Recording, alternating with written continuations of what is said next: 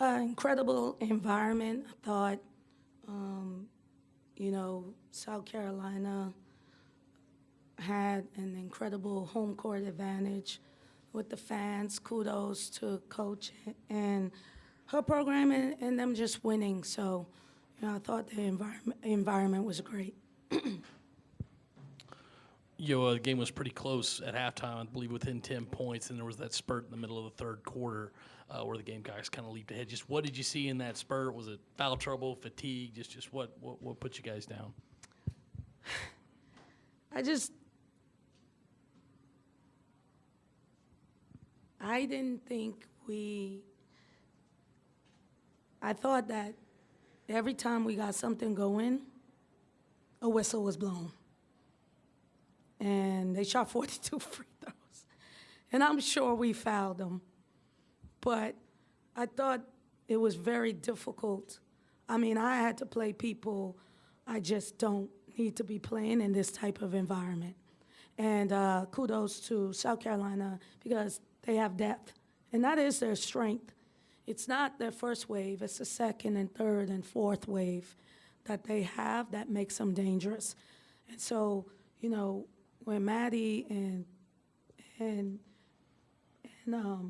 Slim, Taya got 2 fouls in a minute, and they were in the bonus, that made it very difficult for us to get in the flow. Coach, how much of an impact has your relationship with Dawn Staley had on you, both professionally and personally?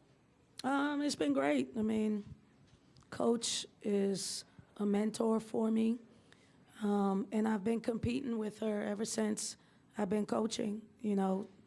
My first NCAA tournament game was here against Elena Coates and Asia Wilson. So I'm not any stranger to, this environment, this place, and, Coach has been a great example for all of us. So. Speaking of Coach, there's so much parity and battle happening right now in that 2, 3, 4 range in the standings for the SEC. What does it say about Dawn and this program that they're able to stay just in front of that this whole time? I think it just says that they are the standard.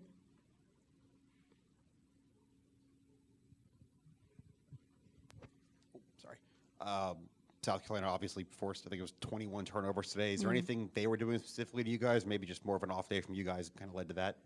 Well, we've been turning the ball over a lot, so, I would love to give them the credit, but we just been turning that thing over. So, I thought that they were really locked in on trying to stop some of our players, and I don't think we did a good job with our decision-making.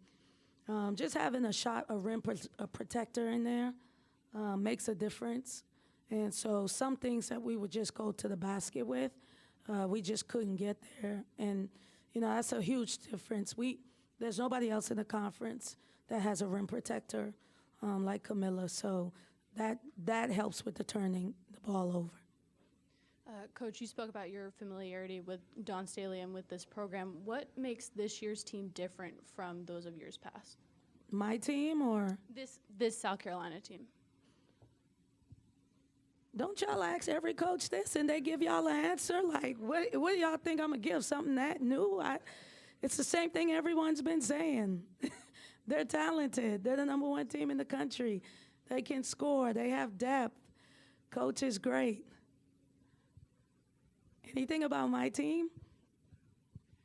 Coach, you mentioned in your press conference kind of previewing this week that fifth-year seniors and transfers are giving the sport a little bit more parity. One of those players for you guys is Marquisha Davis. What kind of impact has she had on the program in the 2 years that she's been here? There we go.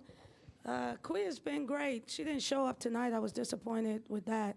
But she's been great for us. She has – this is the first time she hadn't scored 20 points in like 4 games. So – kudos to South Carolina and their defense and the environment. I do believe in home court advantage. It's tough to play here. It has always been. But I'm disappointed with her play today. but that does not take away from who she is for our team and what she's been able to do. She's dynamic, and it's just unfortunate she didn't really show that today.